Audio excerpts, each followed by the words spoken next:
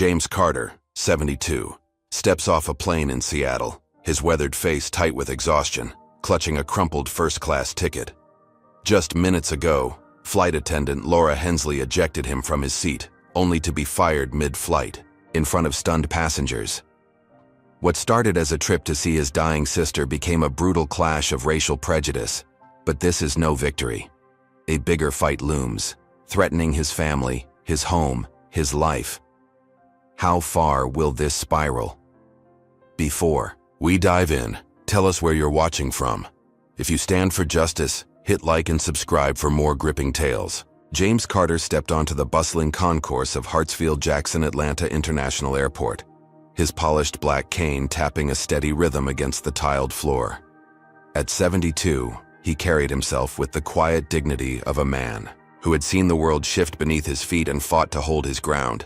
His suit, a deep charcoal gray with a crisp white shirt, hugged his lean frame, the fabric slightly worn but meticulously pressed. A faint smile tugged at his lips as he adjusted his silver tie, his gnarled hands trembling just a touch from age. Today was special. After months of planning, he was flying first class to Seattle to see his sister, Eleanor, who lay in hospice care, her time slipping away like sand through an hourglass. His niece Maya had gifted him the ticket, a gesture that warmed his heart more than he could ever express. He'd spent his life as a civil rights lawyer, battling injustice in courtrooms across the South, and now, in retirement, this trip felt like a rare moment of peace. He moved through the crowd, his eyes scanning the gate numbers, his mind already picturing Eleanor's frail smile when he arrived.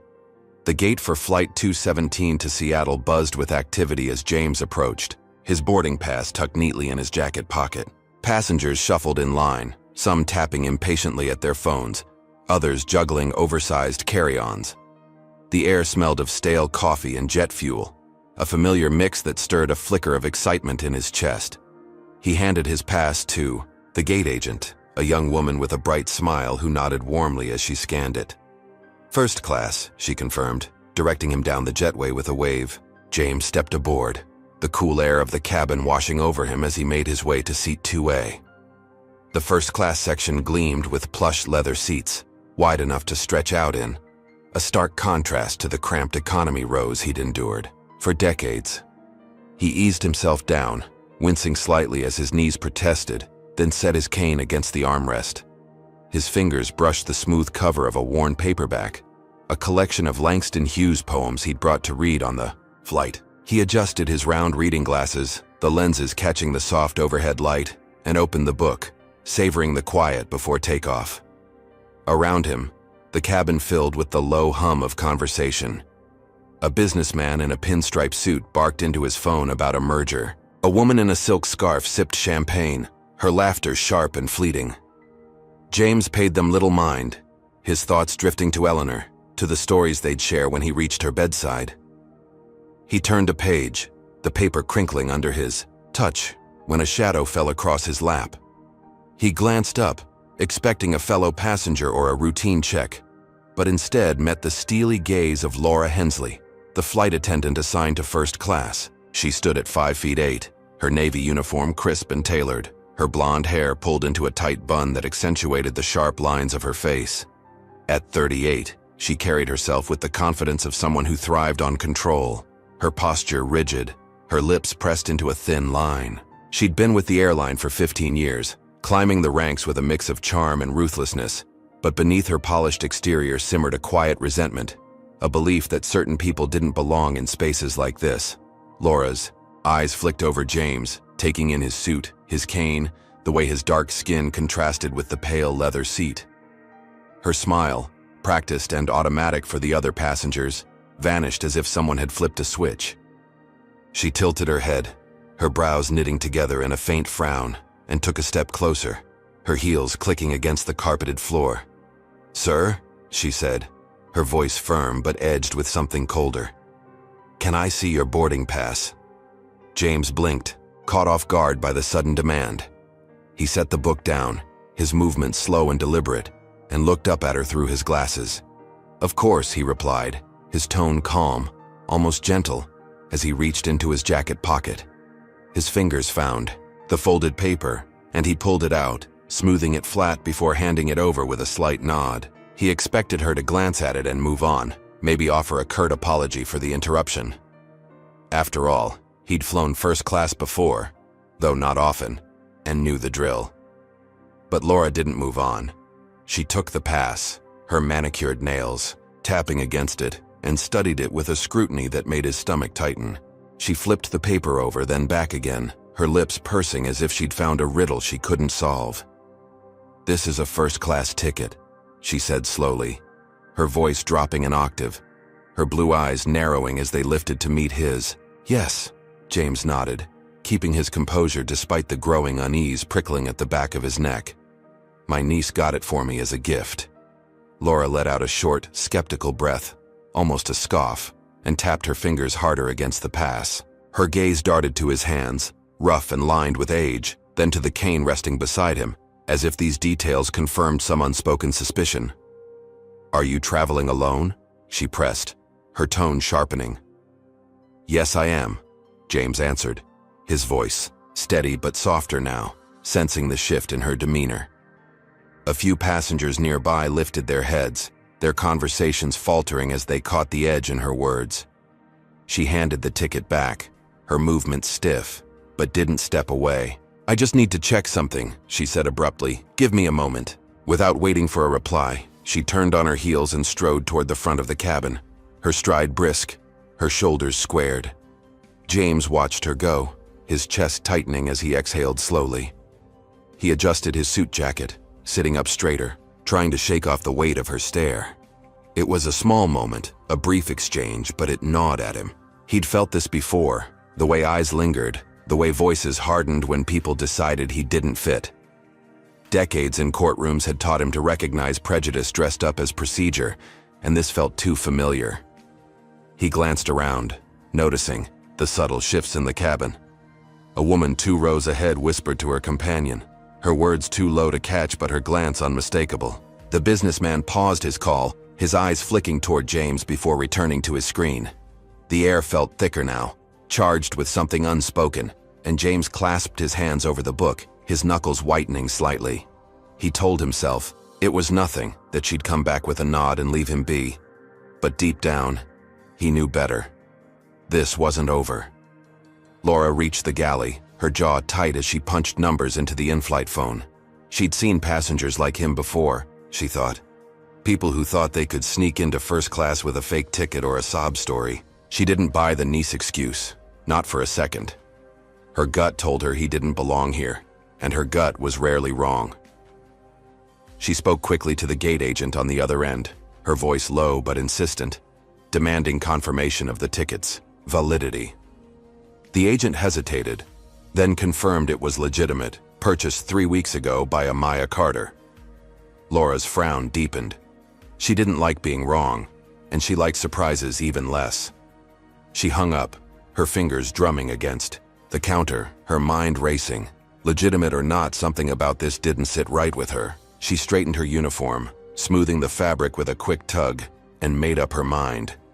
He wasn't staying in that seat. Not on her flight. She turned back toward the cabin, her expression hardening, ready to take control of the situation the way she always did. James sat quietly, his book unopened now, his eyes fixed on the seat back in front of him. He could feel the tension building, a storm brewing in the distance, and he braced himself for it. He'd faced worse than this, he reminded himself. Far worse. Bullies in suits, judges with gavels, cops with batons. A flight attendant with a grudge was nothing he couldn't handle, but as the minutes ticked by, the excitement he'd felt about seeing Eleanor began to fade, replaced by a familiar weight, a burden he'd carried for decades. He adjusted his glasses, his fingers steady despite the tremor in his heart, and waited. Whatever came next, he'd meet it head-on. He always had. Laura Hensley marched back down the aisle of Flight 217, her heels striking the carpet with a purpose that turned heads. Her face, once unreadable, now carried a smug twist at the corners of her mouth, her blue eyes glinting with the certainty of someone who'd just confirmed her own suspicions. She'd made up her mind in the galley, ticket legitimacy be damned. James Carter didn't belong in first class, not on her watch. She stopped in front of his seat, her shadow looming over him like a storm cloud ready to burst. James looked up from his untouched book of poems, his gray eyes steady behind his glasses, sensing the shift in the air. "Sir," she said, her voice cutting through the cabin's hum, "there seems to be a mix-up with your ticket. I'm going to have to ask you to move to economy." Her words landed like a slap, sharp and deliberate, drawing gasps from a few nearby passengers. James felt his heart stutter, a flicker of heat rising in his chest. "A mix-up?" he asked, his tone even but laced with a quiet challenge. He reached into his pocket, pulling out his phone, and scrolled to a text from his niece, Maya. "Here," he said, holding it up for her to see. "My niece sent me this ticket confirmation 3 weeks ago. It's no mistake." Laura barely glanced at the screen, her lips curling into a thin, dismissive smirk. She folded her arms, her posture rigid, and leaned in slightly. "That doesn't change anything," she snapped. "This seat is for first-class passengers. You must have been assigned a different section." The accusation hung heavy, unspoken but clear. He didn't look the part. James tightened his grip on his cane, his knuckles whitening against the polished wood. "There is no mistake," he said firmly. "This is my seat." His voice carried the weight of a man who'd spent decades defending his right to exist in spaces others deemed off-limits. The cabin grew quieter, the chatter fading as passengers turned to watch. A woman in a red blazer clutched her purse, her eyes darting between James and Laura.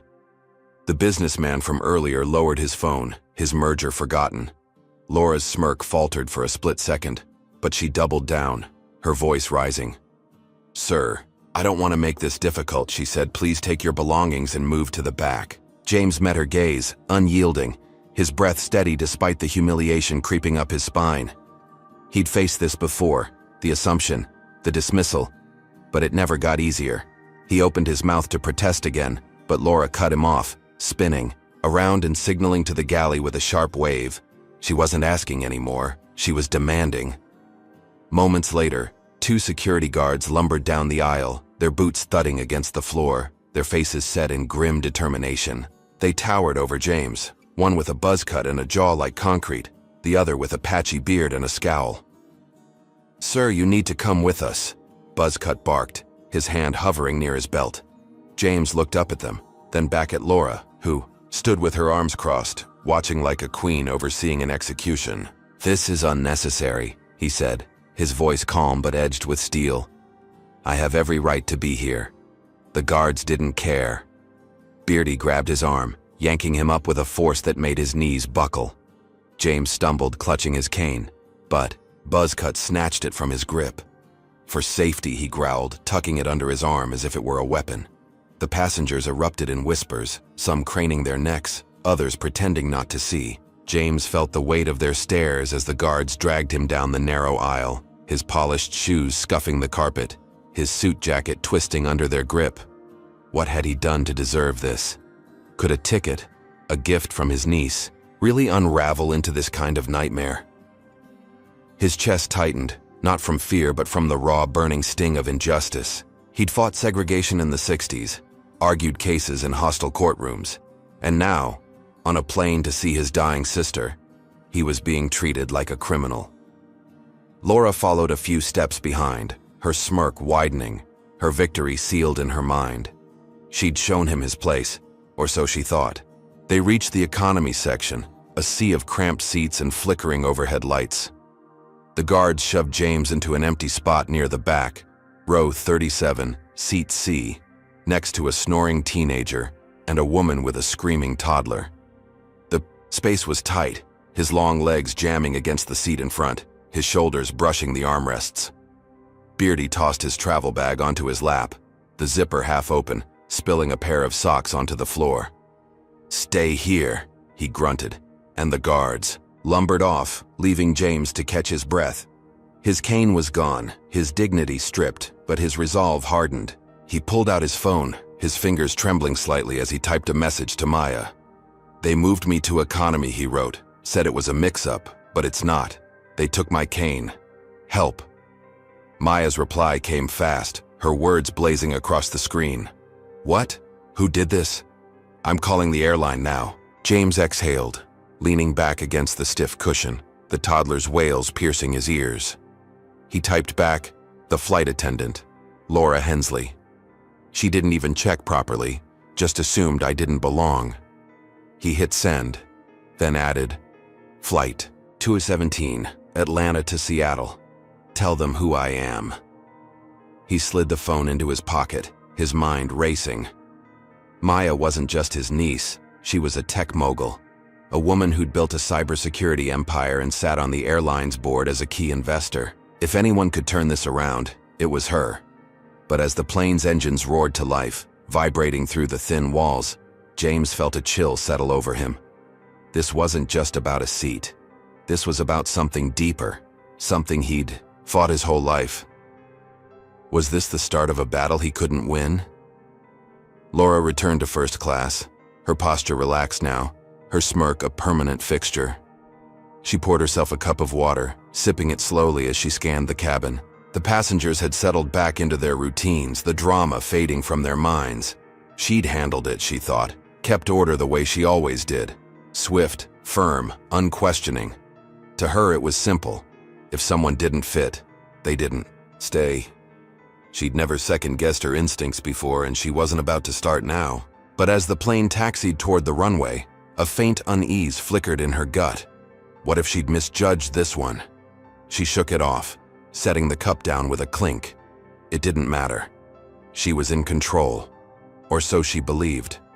Hey, what do you think about Laura's snap judgment? Comment 1 if you've ever seen someone judged unfairly like James, and let's get this conversation going. If you're fired up about standing against prejudice, smash that like button and subscribe for more stories that hit hard. James thought he could reason with her, but Laura had other plans. How far will her actions take this flight? Stick around to find out. James sat in his new seat, the plane lifting off with a lurch that pressed him back. His hands rested on his knees, his breath slow and deliberate.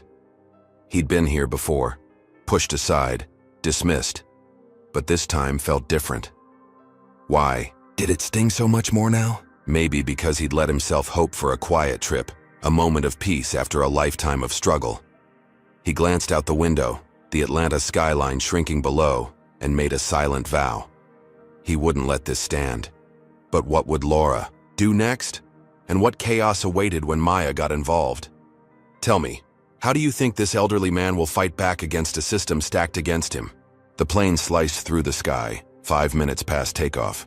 The Atlanta skyline a distant blur beneath the clouds.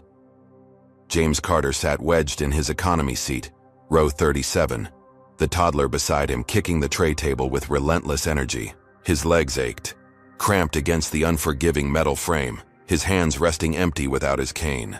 The hum of the engines buzzed in his ears, but his mind churned louder, replaying Laura Hensley's smug face, the guard's rough hands, the passengers' averted eyes.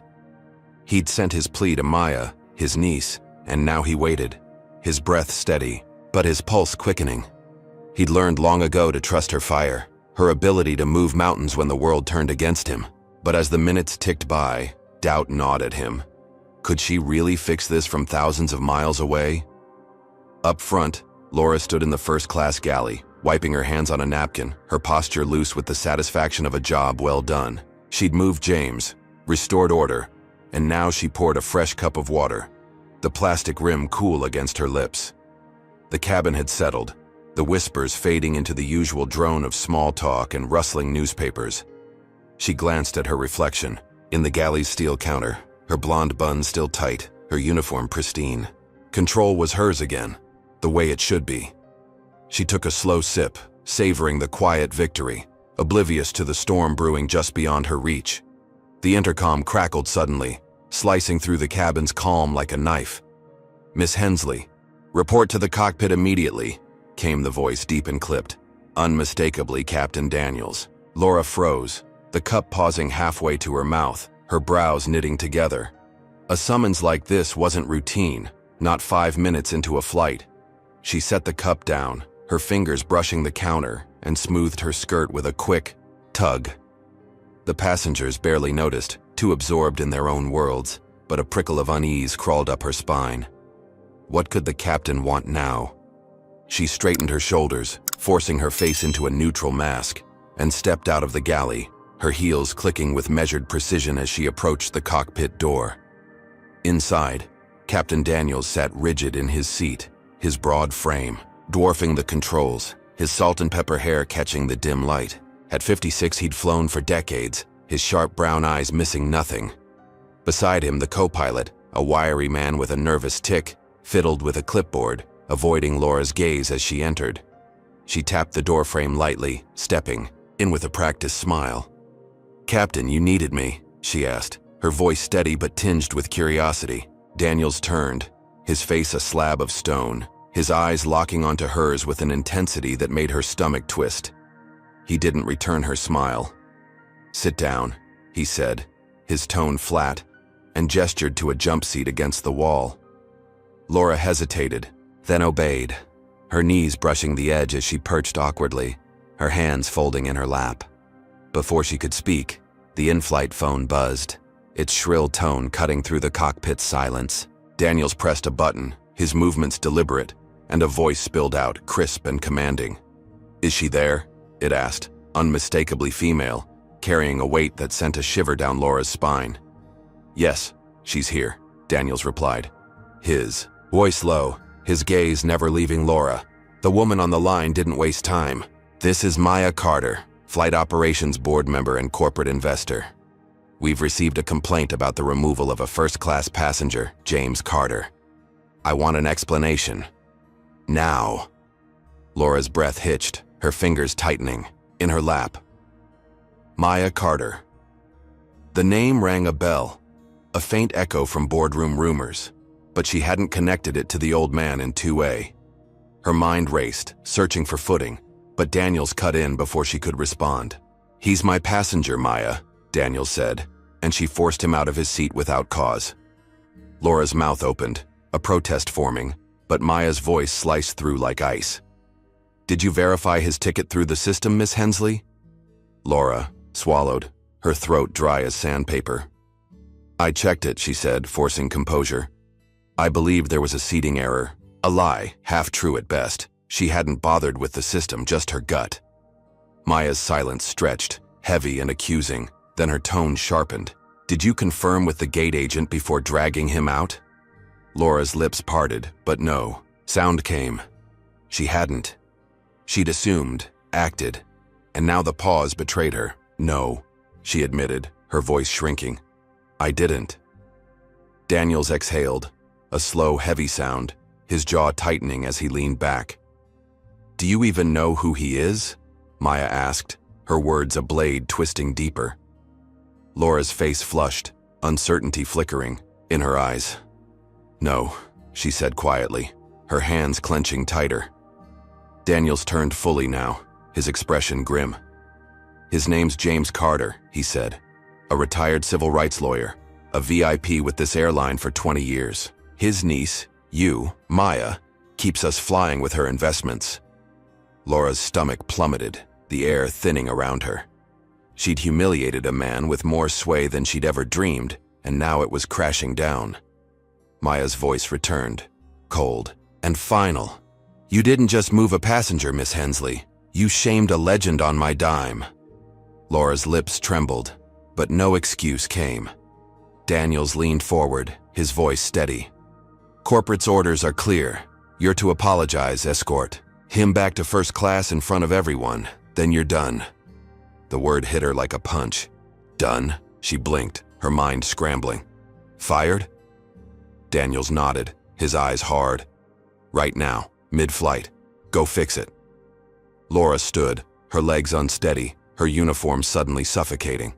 She stepped out, the cockpit door clicking shut behind her, and faced the cabin. The passengers blurred into a sea of faces, oblivious to the axe that had just fallen. She took a shaky breath, her heart pounding against her ribs, and started down the aisle, each step heavier than the last.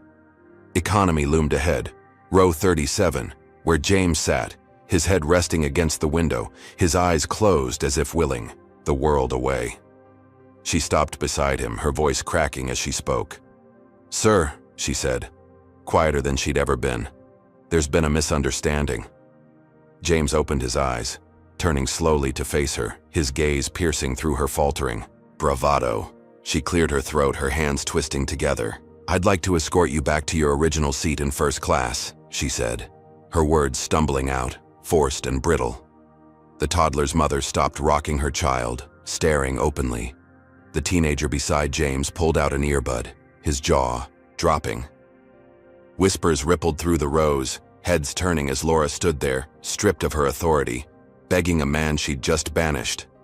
James studied her, his silence deafening, then reached for his bag with careful hands. He stood, his frame tall despite the ache in his joints, and nodded once. "Lead the way," he said, his voice calm but commanding. A king, reclaiming his throne. Laura turned, her face burning, and walked back toward first class, James following, with measured steps, his head high. The passengers watched, some gasping, others murmuring, as the old man they'd seen dragged away now strode past them, victorious. Laura's heels faltered, her breath shallow, but she kept going, the weight of their stares crushing her. They reached 2A, and James lowered himself into the plush seat, adjusting his jacket with a quiet dignity that made her shrink. She stood there, trembling, as Daniel's voice crackled over the intercom. "Ladies and gentlemen, Miss Hensley has been relieved of her duties, effective immediately, due to a serious breach of conduct. Please direct all needs to the remaining crew." The cabin erupted in gasps, eyes locking onto Laura, who stood frozen, her career imploding in real time. James leaned back, his hands resting on the armrests, a flicker of relief washing over him. He'd won, he thought. The seat was his again. The humiliation reversed. The woman in the red blazer nodded at him, a small gesture of respect. The businessman muttered something about justice. James closed his eyes, picturing Eleanor's smile, believing the worst was behind him. Laura stumbled to the galley, her hands gripping the counter, her breath ragged. Fired, mid-flight, in front of everyone. The shame clawed at her, but she couldn't fathom what came next. She'd lost everything in 5 minutes, all because of him. Or so she told herself, blind to the deeper truth unraveling beneath her feet. James Carter settled back into his first-class seat, the leather cool against his suit, his chest rising and falling with a slow, measured rhythm. The cabin of Flight 217 hummed softly around him, the engines a steady drone as the plane climbed, higher above the clouds. His hands rested on the armrests, the ache in his knees easing now that he had space to stretch. The woman in the red blazer 2 rows ahead offered a faint smile, a silent nod of solidarity, while the businessman resumed his phone call, his tone quieter now, as if chastened by the scene he'd witnessed. James let his eyes drift shut, the weight of the past hour lifting slightly. Laura Hensley was gone, fired in a blaze of public shame, and he was back where he belonged. He pictured his sister Eleanor's frail hand reaching for his when he landed in Seattle, a moment of peace after the storm. He'd won, he told himself, the battle over before it could truly begin. But the air felt too still, the victory too clean. Far below, in the airline's Atlanta operations hub, Victor Grayson sat hunched over a cluttered desk, his thick fingers drumming against a scratched oak surface. At 49, he was a bull of a man, broad-shouldered and barrel-chested. His graying hair cropped close to his scalp, his face etched with deep lines from years of barking orders. His office smelled of burnt coffee and stale cigars, the walls plastered with faded certificates and a single photo of him shaking hands with a senator. As the airline's operations supervisor, Victor wielded power over schedules, staff, and emergencies, a king in his own fiefdom. He'd mentored Laura Hensley for years, molding her sharp edges into a mirror of his own ruthlessness, and now his radio crackled with the news of her firing. Fired, mid-flight, over some old black guy, in first class. His jaw clenched, his dark eyes narrowing to slits as he listened to the captain's clipped report. James Carter, the name came through, a VIP, a troublemaker who'd cost Laura her job. Victor slammed the radio down, the plastic rattling against the desk, his breath heaving through his nose. He didn't care about James's title, his history, or his niece's money. To Victor, this was personal. Laura was his protégé, his pride, and this Carter guy had humiliated her. Humiliated him, by extension. He'd dealt with passengers like this before, people who thought they could waltz into spaces they didn't earn, people he'd put back in their place with a flick of his wrist. His lips curled into a snarl, his mind racing with the old venom he'd carried since his days growing up in a small Georgia town, where he'd learned early that some folks didn't belong. James might have won this round, but Victor wasn't done, not by a long shot. He grabbed the phone, his thick fingers punching the numbers with force, and barked into the receiver. "Get me the cockpit of Flight 217, now." Up in the air, James opened his eyes as a flight attendant, a younger woman with curly brown hair and a nervous smile, approached. "Sir," she said softly, "can I get you anything? Water? A blanket?" Her kindness caught him off guard, a stark contrast to Laura's venom, and he nodded, his voice gentle. "Water would be fine, thank you." She scurried off, returning moments later, with a chilled bottle, her hands trembling slightly as she handed it over. James thanked her again, twisting the cap with a faint crack, and took a sip, the cold liquid soothing his dry throat. He leaned back, the tension in his shoulders unwinding, believing the worst was behind him. The cabin felt lighter now, the passengers' glances less hostile, some even tinged with respect. He reached for his book of poems, flipping it open, to a dog-eared page, letting the words blur into a quiet comfort. In the cockpit, Captain Daniels adjusted his headset, his brow furrowing as the radio hissed to life. Victor Grayson's voice boomed through, rough and commanding, cutting through the static. "Daniels, it's Grayson," he said. "We've got a situation. That passenger you just reinstated, James Carter, he's a security threat." Daniels blinked, his hand pausing over the controls. "A threat?" he asked, his tone skeptical. "What's the evidence?" Victor didn't hesitate, his words rehearsed, dripping with authority. "Reports from the ground crew in Atlanta, suspicious behavior, possible contraband in his bag. We can't take risks. Divert the flight to Boise, Idaho, immediately." Daniels exchanged a glance with the co-pilot, whose tick flared under the pressure. "Boise? That's 1,000 miles off course," Daniels said. "We're barely out of Georgia." Victor's voice hardened, a growl in his throat. "Do it, Captain, or I'll have your wings clipped too. Corporate's already on edge after Laura." "Don't test me." Daniels grit his teeth, his fingers tightening around the yoke. He didn't trust Victor. Never had. The man was a bully with a title. But the chain of command left little room for debate. He sighed, flipping switches with a practiced hand, and keyed the intercom. "Ladies and gentlemen," he announced, his voice, steady but strained due to an unexpected situation, "we're diverting to Boise, Idaho. Please remain seated and calm. We apologize for the inconvenience." The cabin erupted in groans, passengers shifting in confusion, but James felt a chill snake down his spine. "Boise? Why Boise?"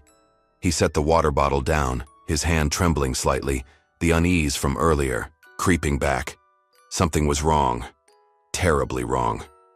The plane banked left, the horizon tilting outside the window, and minutes stretched into an eternity as the aircraft descended toward Boise.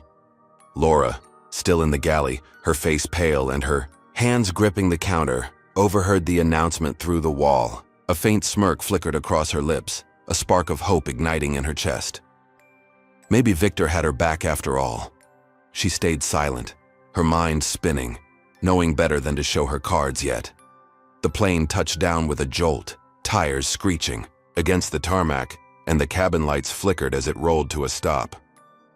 James peered out the window, his heart sinking as he saw flashing red and blue lights converging on the aircraft. Police cars, 3 of them flanked by armed officers in tactical vests, their faces grim under the Idaho sun. The jetway extended with a groan, and the cabin door swung open, letting in a gust of dry, warm air. Heavy boots pounded up the steps, and 4 officers stormed aboard, their voices booming through the plane. "James Carter," they shouted. "Stand up, hands where we can see them."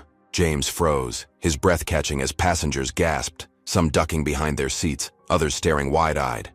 He raised his hands slowly, his voice calm despite the panic clawing at his gut. "I'm James Carter," he said. "What's this about?" The lead officer, a stocky man with a shaved head and a scar across his cheek, stepped forward, his pistol drawn but low. "You're under arrest," he barked. "Suspicion of terrorism. Step into the aisle. Now." James stood, his legs shaky without his cane, his suit wrinkled from the cramped economy seat. The officers grabbed his arms, their grips iron tight, and yanked him forward, his feet stumbling as they pulled him toward the exit. Passengers whispered furiously, some filming with shaky phones, others clutching their armrests in shock. Terrorism? The word echoed in James's mind, absurd and surreal, a nightmare he couldn't wake from. He glanced back, catching Laura's eye as she peeked from the galley, her smirk now a full grin, fleeting but unmistakable. The officers dragged him down the jetway, the metal walls closing in, his bag slung over one of their shoulders. He'd thought he'd won, thought the seat was the end of it, but this was something else, something monstrous. Victor leaned back in his chair in Atlanta, a satisfied grunt escaping his throat as he hung up the phone. He'd planted the seed, twisted the truth just enough to make it stick. James Carter wouldn't just lose his seat this time, he'd lose everything. Victor cracked his knuckles, the sound sharp in the empty office, and lit a fresh cigar, the smoke curling around his head like a crown. He'd show this old man what happened when you crossed him. The game was far from over, and Victor was just getting started. James Carter stumbled out of the jetway into the blinding Boise sun, the Idaho tarmac shimmering with heat as the police officer's grips tightened around his arms. His suit jacket hung crooked, one sleeve torn from the rough handling, his legs wobbling without his cane to steady him. The lead officer, Scarface, shoved him toward a waiting squad car, its lights flashing red and blue like a predator's eyes. Passengers from Flight 217 peered through the plane's windows, some filming, others gaping, as the words "terrorism suspect" buzzed through the crowd. James's chest heaved, his breath shallow, his mind reeling. Terrorism? Him? A 72-year-old, man with a book of poems and a ticket to see his dying sister? The absurdity clawed at him, but the cold steel of handcuffs snapping around his wrists made it real. He glanced back, catching Laura Hensley's silhouette in the galley window, her grin a fleeting slash of triumph before she ducked out of sight.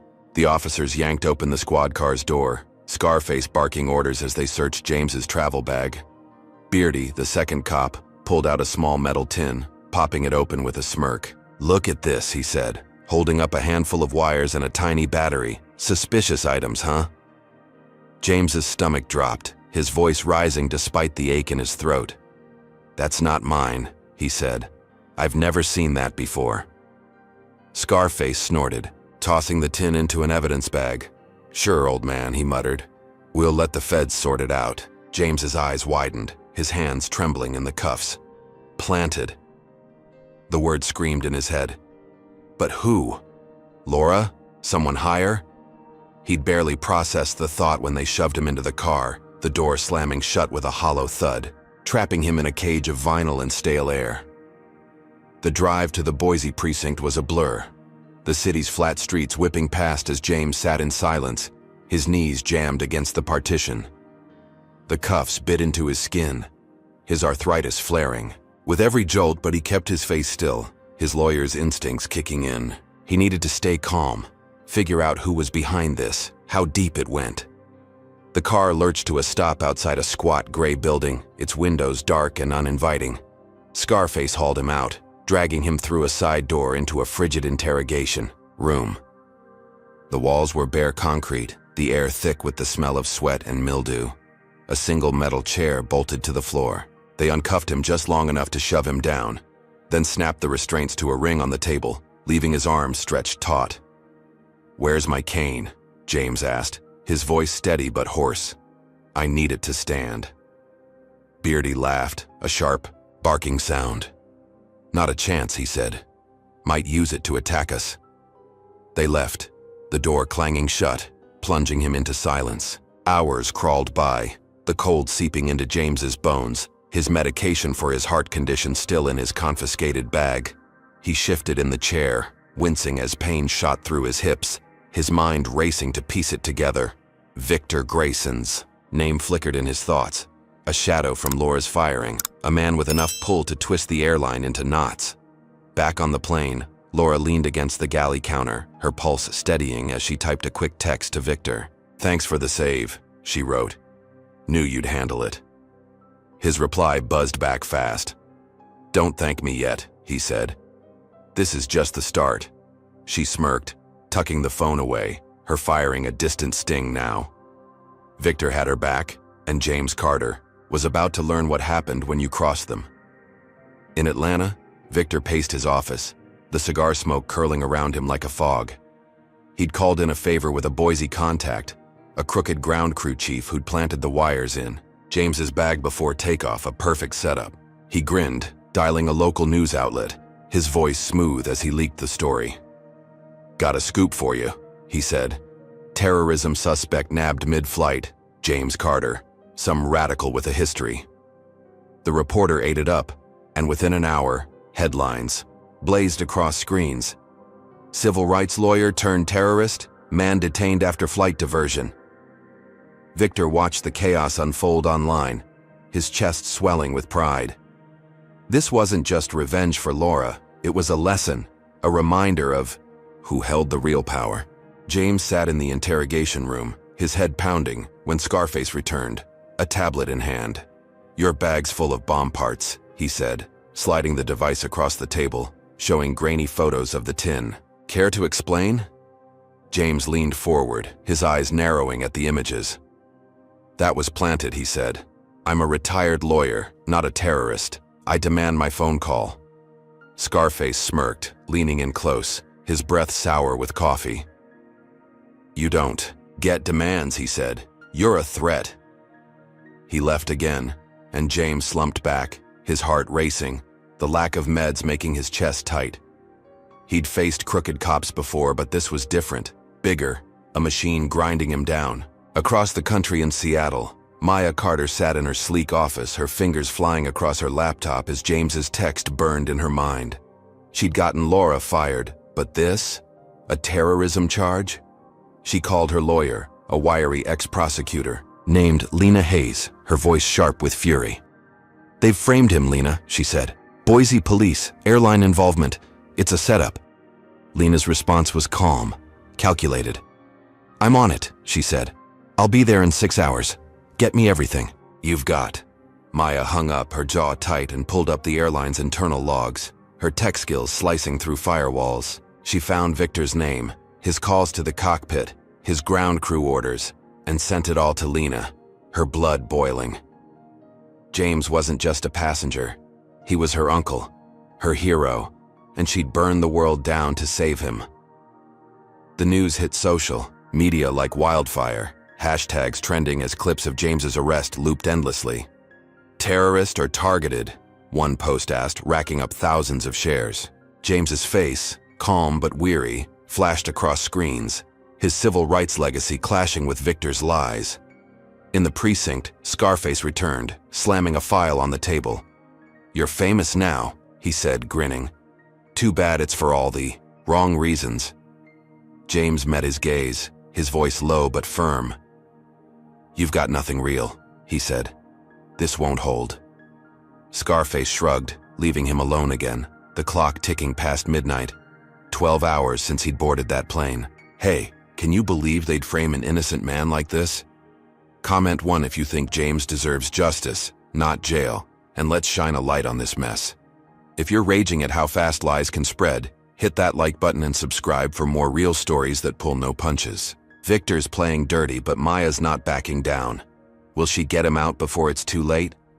James sat in the dark, his wrists raw, his body screaming for relief. But his spirit held firm.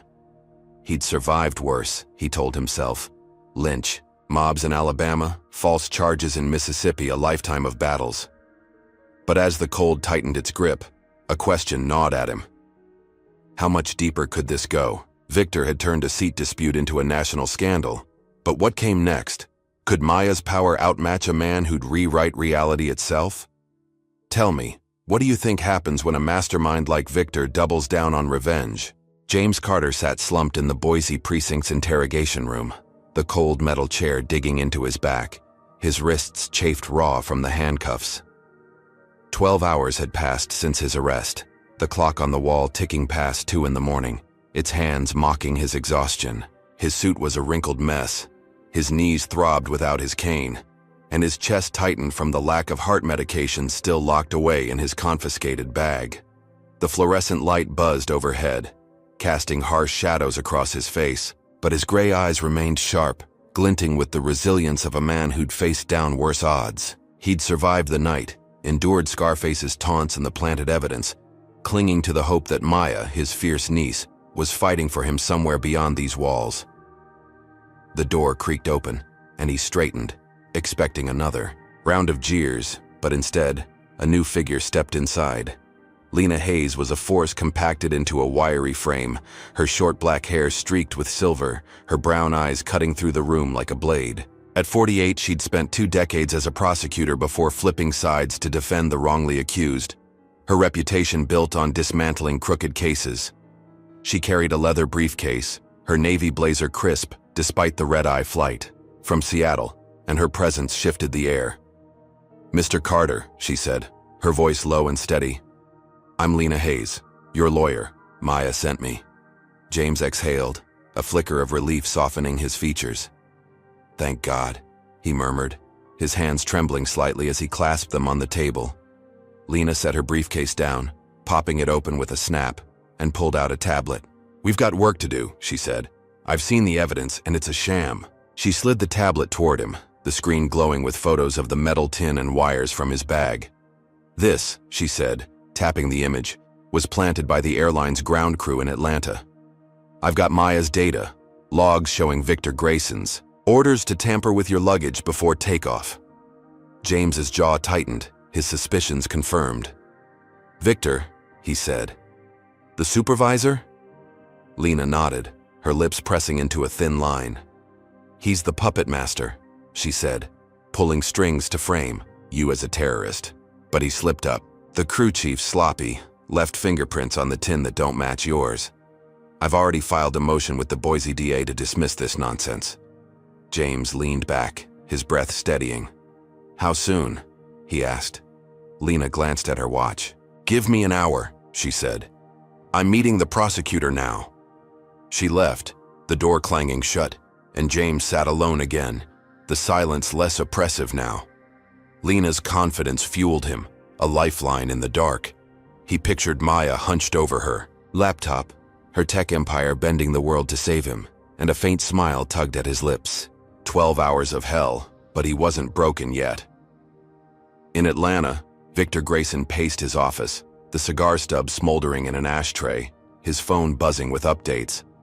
The Boise arrest had gone viral, the media eating up his radical lawyer narrative. But a new thread online caught his eye. A leak about planted evidence. His fist slammed the desk, the wood groaning under the blow. "Maya?" he snarled. "She's digging too deep." He grabbed his phone, dialing a contact in Seattle, a corrupt cop named Reed he'd known since their academy days. "Get ready," he growled. "Carter might slip this, but he's not safe yet." Back in Boise, Lena stormed into the prosecutor's office, a cramped room smelling of stale donuts and burnt coffee. The DA, a balding man with tired eyes, flinched as she slapped her evidence on his desk, a stack of printouts and a USB drive. "Fingerprints don't match," she said, her voice a whip, "and airline logs prove tampering. You've got no case, just a racist frame-up.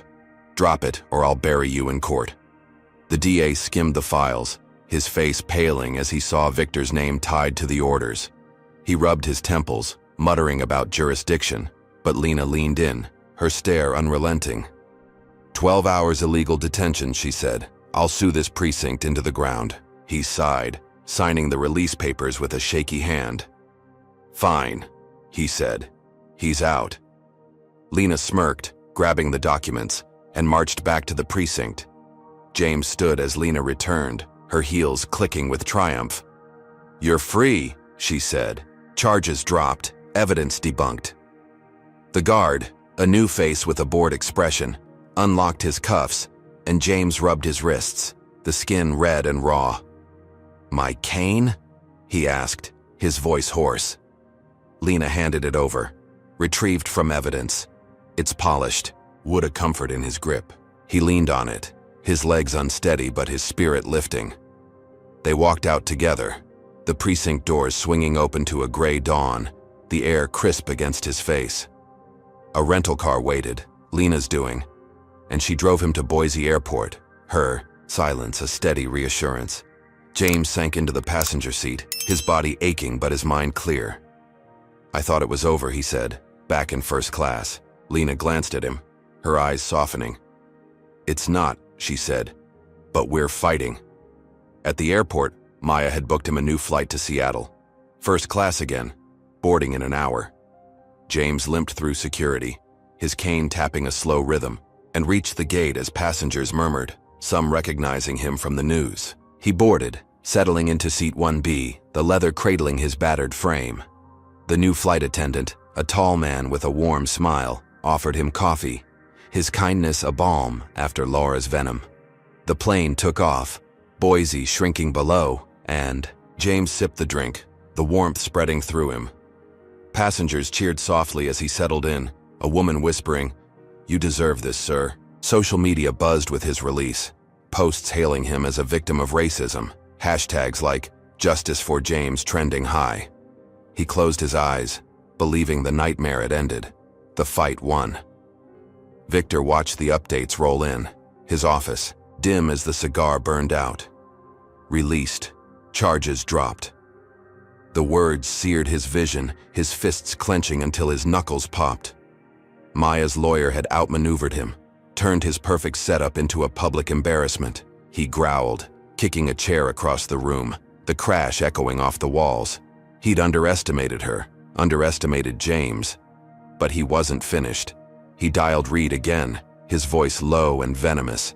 "Carter's landing in Seattle soon," he said. "I've got a warrant ready. Assault on Laura, fake but tight. Take him down hard when he steps off."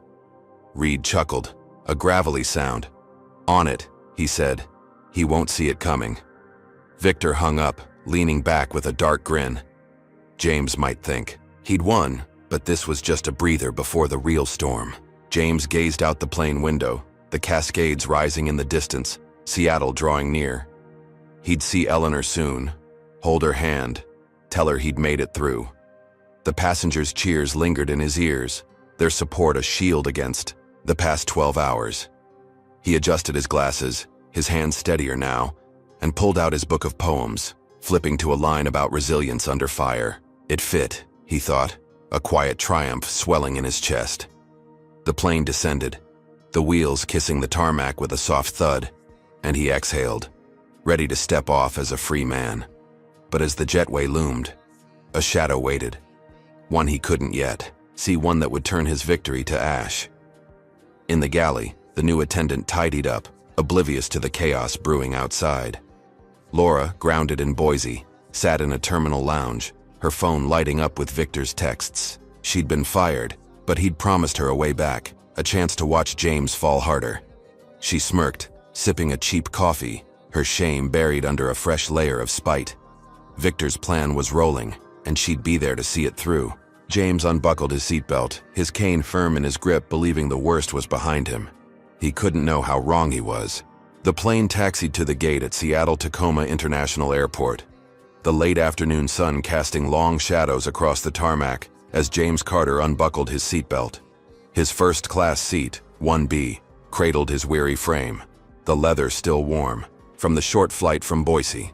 His cane rested firm in his grip, its polished wood a lifeline after 12 hours without it, and his suit, though wrinkled, hung with a quiet dignity. The soft cheers from passengers lingered in his ears, their whispers of support a balm after the nightmare of arrest and false charges. He adjusted his glasses, his gray eyes catching the glint of the overhead light, and stood slowly, wincing as his knees protested. The new flight attendant, a tall man with a kind face, nodded warmly as James moved toward the exit, his steps steady but slow. He'd made it, he thought, to Seattle, to Eleanor, his sister fading in hospice care. The worst was over, or so he believed. The jetway stretched ahead, a tunnel of gray metal and dim lights, the air cool and faintly stale. James shuffled forward, his cane tapping a soft rhythm, his travel bag slung over his shoulder, its weight a reminder of the planted evidence he'd just escaped. Passengers from economy trailed behind, their chatter a distant hum, but the jetway felt oddly quiet, the usual bustle muted. He reached the halfway point, the gate in sight, when a figure emerged from the shadows, broad and menacing, blocking his path. Officer Reed stood 6'3", his Seattle PD uniform stretched tight over a barrel chest, his buzzed blonde hair glinting under the fluorescent bulbs. His green eyes narrowed, his thick hands resting on his belt, a falsified warrant crumpled in his fist. "James Carter," he barked, his voice a gravelly growl. "You're under arrest." James froze, his breath catching, his cane halting mid-tap. "Arrest?" he asked, his tone steady but laced with disbelief. "I was just cleared in Boise. What's this about?" Reed stepped closer, his boots thudding against the floor, a smirk twisting his scarred lip. "Assault," he said. "You attacked a flight attendant. Mid-flight, Laura Hensley. Got a witness statement and a warrant right here." He waved the paper, its ink fresh from Victor Grayson's printer. A lie crafted with precision. James's mind raced, his lawyer's instincts flaring. "That's impossible," he said. "She was fired. I never touched her." Reed's smirk widened, his hand darting out to grab James's arm, twisting it hard. "Tell it to the judge," he snarled, yanking him forward with a force that made James stumble, his cane clattering to the ground. Screams erupted behind them, passengers spilling from the plane, some clutching phones, others shouting in confusion. Reed didn't flinch, his grip tightening as he slammed James against the jetway wall, the metal cold against his cheek. James grunted, pain shooting through his shoulder, his glasses slipping down his nose. "Let me go," he said, his voice hoarse. "This is a mistake." Reed laughed, a harsh guttural sound, and drove his knee into James's back, pinning him there. "No mistake," he said. "You're done, old man." He reached for his baton, its black surface gleaming, and swung it down, striking James's side with a sickening crack. James gasped, his knees buckling, blood seeping through his torn shirt as travelers shrieked, their voices a chaotic blur. Maya Carter burst through the gate, her sleek black coat billowing, her dark eyes wild with panic. She'd raced to SeaTac after Lena's call confirming James's release, expecting to greet him with a hug. Not this. She pulled out her phone, her fingers trembling as she hit record, capturing Reed's baton crashing down again, James's body crumpling under the blows. "Stop!" she shouted, her voice piercing the chaos. "He's innocent." Reed spun, his face twisting, with rage, and lunged at her, snatching the phone from her hand. "Evidence," he growled, pocketing it with a sneer. "You're interfering with an arrest." Maya staggered back, her fists clenched, but two more officers emerged, blocking her path, their hands on their holsters, daring her to move. James lay sprawled on the jetway floor, his breath ragged, blood pooling beneath him, his cane just out of reach. Passengers crowded the gate, some filming, others yelling for help, but the officers formed a wall, their shouts drowning out the "please." Reed hauled James up, his grip bruising, and dragged him toward the terminal, his limp body leaving a smear of red on the carpet. Maya followed, her voice breaking as she called after him. "I'll fix this, Uncle James," she said.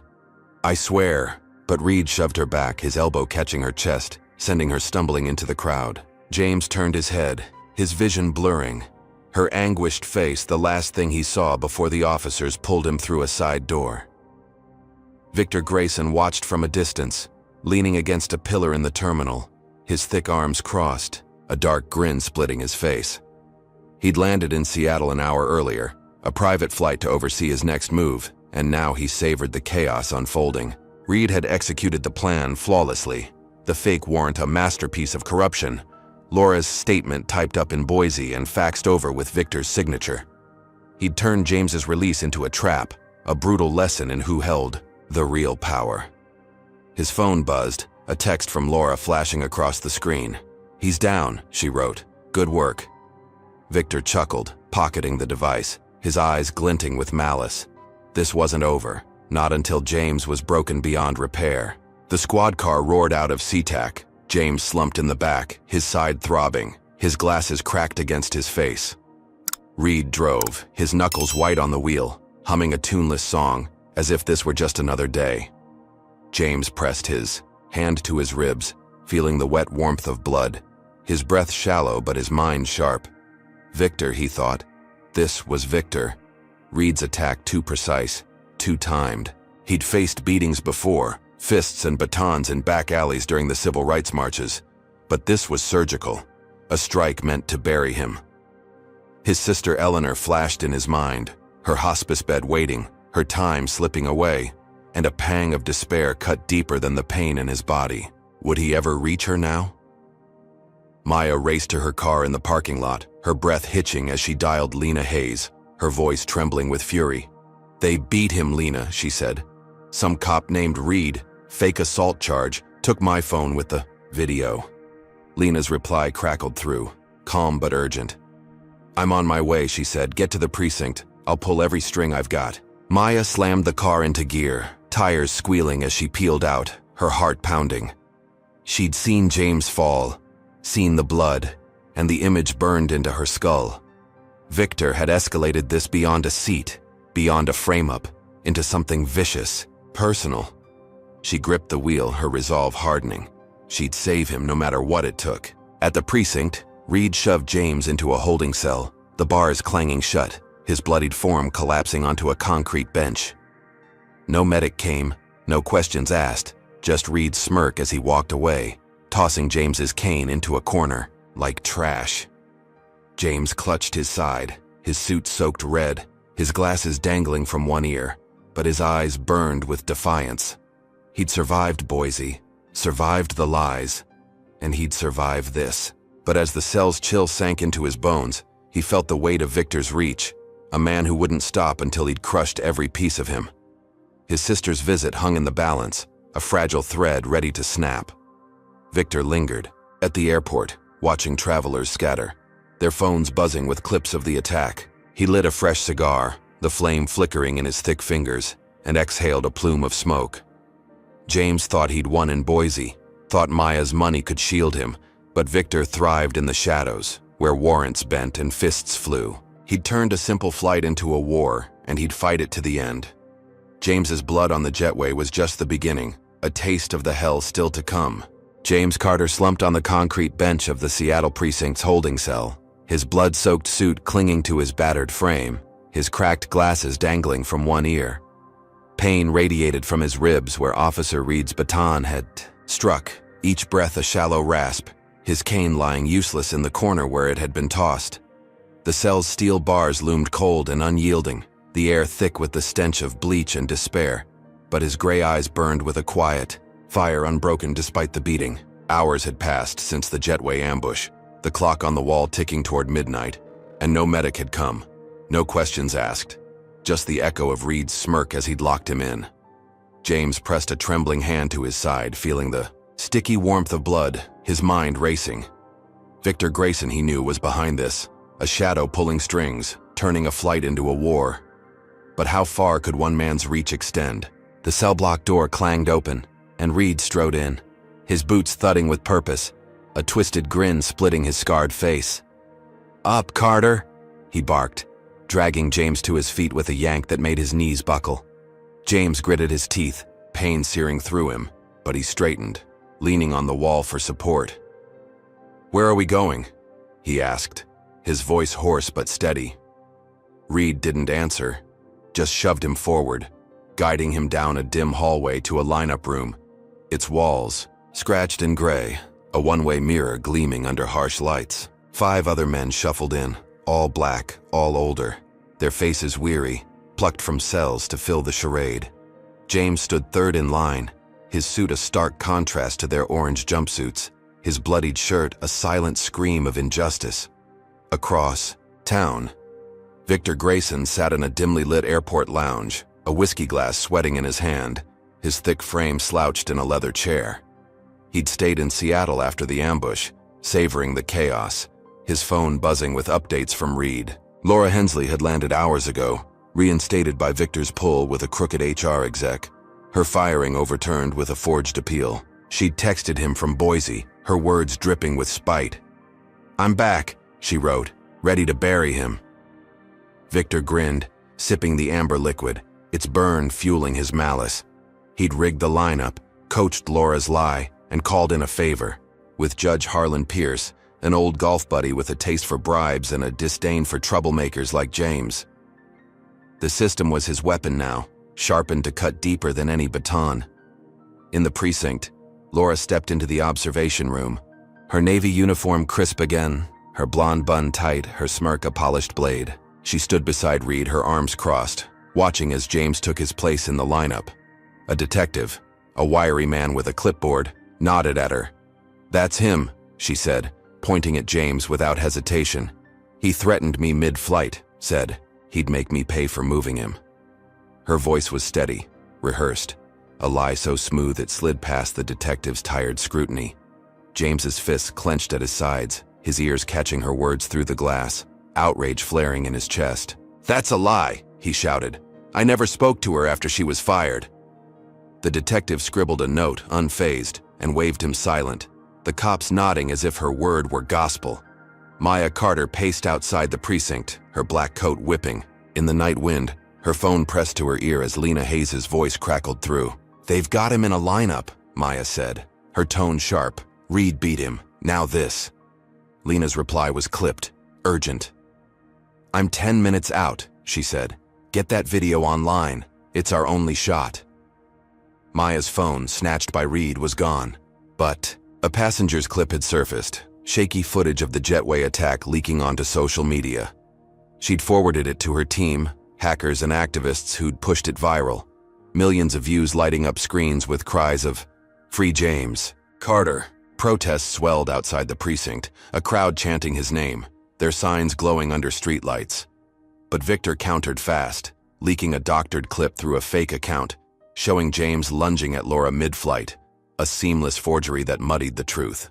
Inside, the lineup ended, and Reed dragged James to a courtroom down the hall. A late-night arraignment rushed through Victor's strings. Judge Pierce sat high on the bench, his jowly face flushed from a dinner of steak and wine, his black robe wrinkled from haste. He peered down at James, his eyes cold, dismissing Lena's absence with a wave. "Assault on a flight attendant," he said, reading the falsified charge. "Serious offense." James stood, his caneless frame trembling but tall, his voice cutting through the room. "It's a lie, Your Honor," he said. "I'm the victim here, beaten and framed." Pierce smirked, glancing at Laura in the gallery, her nod confirming her tale. "Bail denied," he barked, banging his gavel. "Remanded to custody." Reed hauled James back to the cell, the bars slamming shut, his sister Eleanor's fading life now a distant dream. Victor watched the news from the lounge, a local station flashing James's mugshot, the headline screaming, "Civil rights hero or violent thug."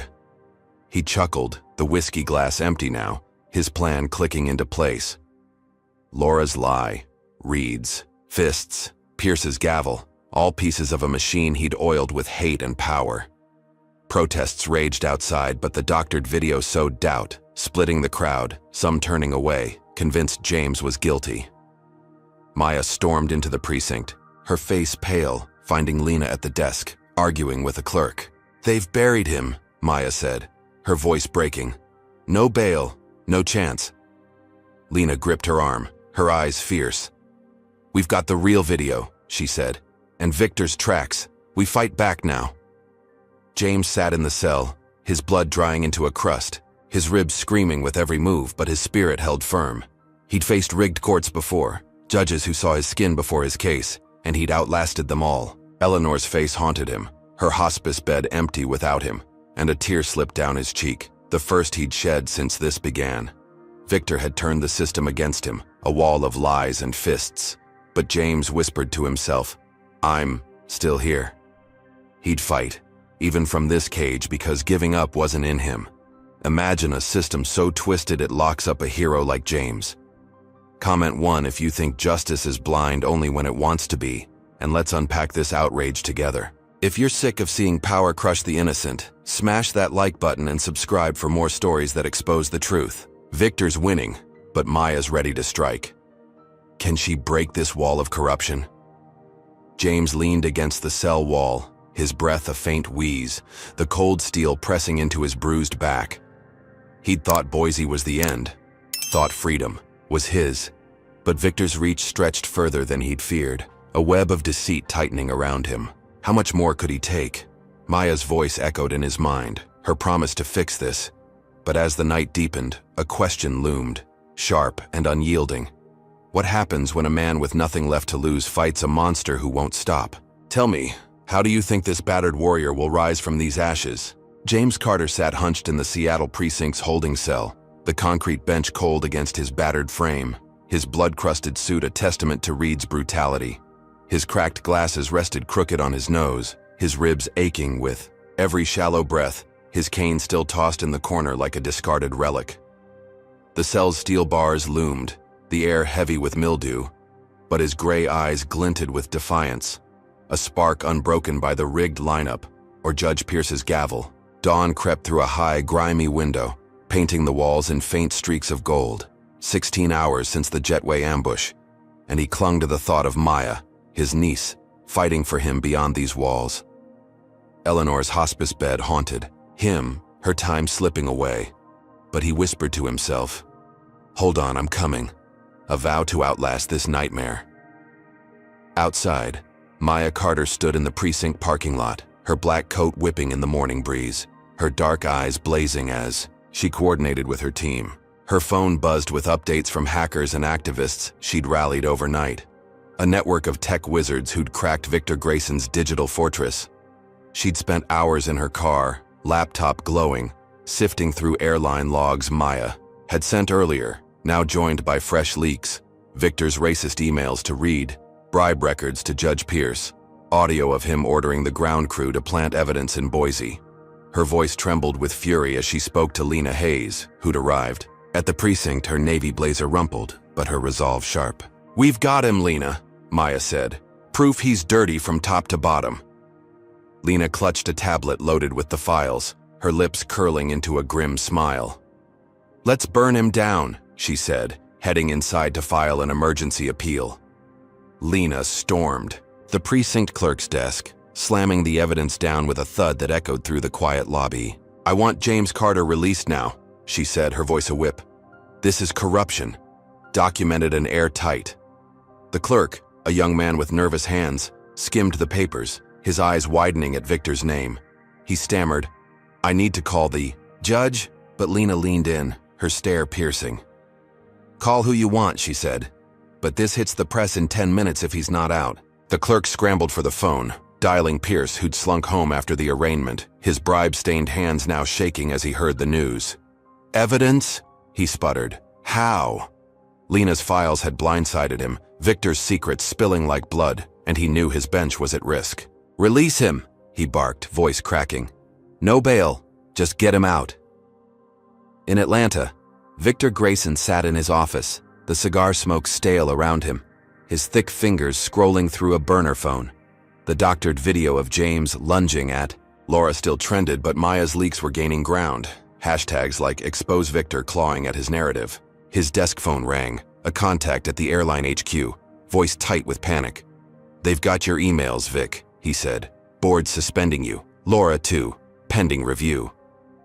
Victor's fist smashed the desk, wood splintering, a roar escaping his throat.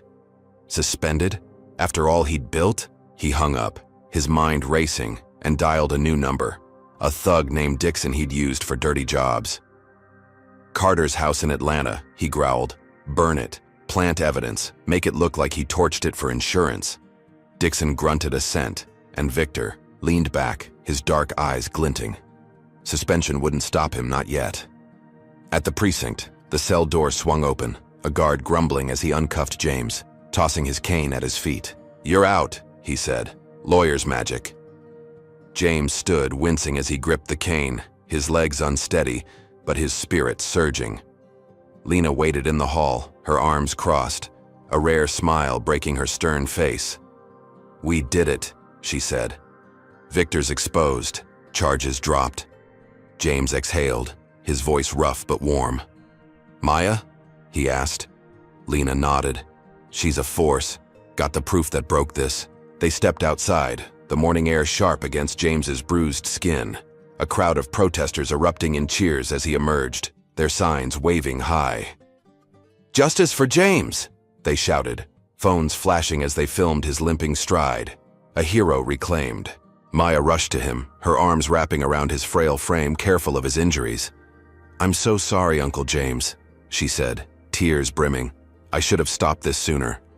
He hugged her back, his cane trembling in his grip. "You saved me," he said. "That's enough." Lena led them to a waiting car, and they drove straight to Eleanor's hospice, a low brick building nestled in Seattle's suburbs. James stepped inside, his heart pounding as he reached her room, the antiseptic smell sharp in his nose. Eleanor lay frail under white sheets, her skin paper-thin, her eyes fluttering open at his voice. "James?" she whispered, a weak smile breaking through. He sank into a chair beside her, grasping her hand, its warmth a lifeline. "I'm here," he said. "I made it." She squeezed back, faint but real, and for a moment, the world beyond faded. Victor's suspension hit the news, headlines screaming, "Airline exec exposed in racism scandal. Maya's leaks dismantling his empire." The board scrambled, firing Laura again, her reinstatement revoked as her lies unraveled. She sat in a Boise hotel, her phone dark, her career ashes once more. But Victor didn't flinch, his thug Dixon already in Atlanta, creeping through James's quiet neighborhood under dusk's cover. The house, a modest ranch James had lived in for 40 years, stood dark, its windows reflecting the fading light. Dixon splashed gasoline across the porch, the stench rising as he struck a match, flames roaring to life, licking up the walls with a hungry crackle. He planted a forged insurance claim in the mailbox, a final twist of Victor's knife, then vanished into the night. James sat by Eleanor's bedside, her breathing steady for now, his own pain dulled by her presence. He told her stories of their childhood, her faint laugh a gift, believing he'd finally turned the tide.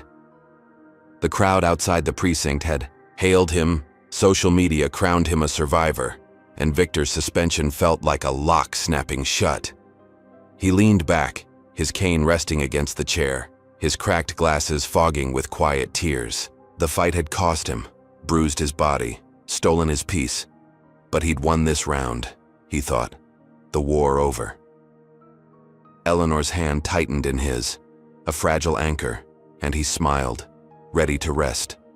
In Atlanta, Victor watched a grainy video from Dixon, the flames consuming James's house, a glowing wound against the night sky.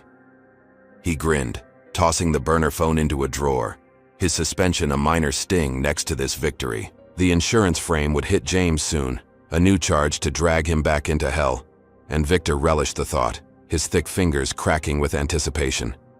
Reed texted from Seattle. "Warrant's ready when it lands," he wrote. "We'll nab him again." Victor nodded to himself, the game still his.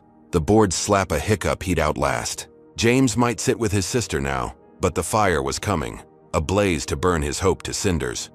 Maya stepped outside the hospice, her phone buzzing with alerts, her hackers tracking Victor's moves. She'd crippled him, she thought, his suspension a win. Laura's firing a bonus, but a nagging itch told her he wasn't done. She called Lena, her voice low. "We've got him on the ropes," she said, "but he's too quiet." Lena agreed, her tone grim. "He's a snake," she said. "Watch for the bite." Maya hung up, her eyes scanning the horizon, the weight of the fight settling on her shoulders. James was free, Eleanor was alive, but the air felt charged, a storm brewing, beyond her sight.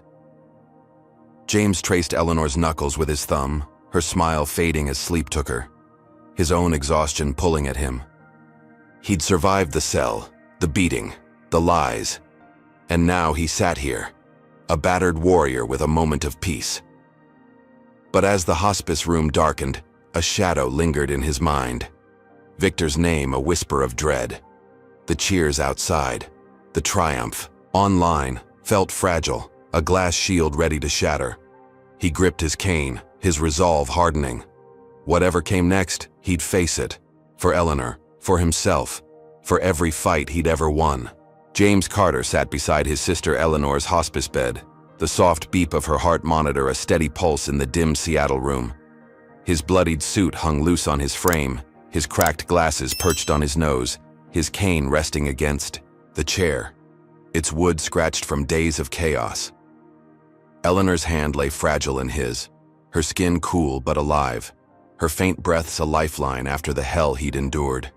He'd been with her for hours, the morning sun climbing outside, filtering through blinds in golden slats across the floor. His ribs ached from Reed's baton, his wrists bore the marks of cuffs, but her weak smile dulled the pain. A quiet victory after Boise, the jetway, the cell. He leaned back, his gray eyes softening, believing the storm had passed. Victor Grayson's suspension a lock on the nightmare's door. He murmured stories of their youth, her occasional nod a treasure, unaware of the inferno tearing through his life 1,500 miles away. The plane back to Atlanta hummed at 30,000 feet, a red-eye flight Maya had booked to get him home after Eleanor stabilized. James sat in first class again, seat 3A, the leather cool against his battered body, a blanket draped over his lap by a gentle attendant. His cane rested beside him, his travel bag tucked under the seat, its contents sparse but precious, a photo of Eleanor slipped inside. Passengers slept around him, the cabin dark save for the glow of a few screens, the engines a low roar beneath the silence. He sipped water, the plastic cup trembling in his hand, his mind drifting to the crowd's cheers. Maya's embrace, the moment he'd thought he'd won. The flight felt like a bridge, a return to normalcy, his Atlanta home waiting with its familiar creaks and memories. But as the plane crossed the Rockies, a call crackled through the cockpit, shattering that illusion.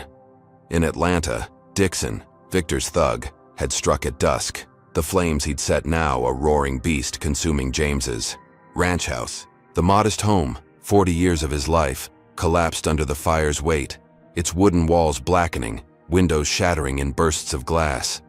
Neighbors gathered on the street, their faces lit by the blaze, shouting for help as sirens wailed. In the distance, Dixon had vanished, leaving a forged insurance claim in the mailbox, its edges curling from the heat. A lie claiming James had torched his own home for cash. Firefighters battled the inferno, hoses blasting water into the night, but the structure buckled, the roof caving in with a groan that echoed through the quiet suburb. By morning, it was ash, a smoldering ruin steaming under the Georgia sun, the claim fluttering free as a cop retrieved it, his eyes narrowing at the signature. The captain's voice broke through the plane's intercom, clipped and tense. "Ladies and gentlemen, we've received urgent news for a passenger, James Carter. Please remain calm." James stirred, his heart lurching as the attendant approached, her face pale. "Sir," she whispered, leaning close. "There's been a fire. Your house in Atlanta. It's gone." His breath stopped, the cup slipping from his hand, water splashing across his lap. "Gone?" he rasped. "How?" She shook her head, her voice trembling. "They didn't say, just that police need you on landing." James clutched his cane, his knuckles whitening, the word Victor searing his mind. This wasn't chance. Not after everything. A calculated strike to rip away his roots. Passengers murmured, their eyes darting to him, but he stared ahead, his chest tight, the fragile piece of Eleanor's bedside incinerated. Victor Grayson sat in a seedy Atlanta motel, his suspension forcing him underground, a burner phone glowing in his thick hand. Dixon's video of the fire played on loop, the flames a dance of triumph, his dark grin widening with each crash of timber. The airline board had cut him loose, Laura's second firing a footnote. But this was power, a blow James couldn't dodge.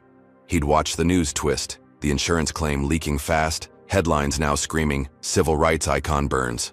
Own home? He chuckled, sipping cheap bourbon from a plastic cup, his empire cracked but his will intact. Reed waited in Seattle, warrant primed, ready to snag James the moment he landed, the arson frame a perfect trap. Victor tossed the phone, aside, his eyes glinting. Suspension be damned, he'd finish this. The plane touched down at Hartsfield-Jackson, the wheels jolting against the tarmac, jarring James from his stupor. He stood, his cane trembling, and shuffled to the exit, the attendant's pitying glance burning into him. The jetway loomed, A repeat of Seattle's nightmare, and as he stepped into the terminal, cops swarmed, their boots pounding, voices sharp.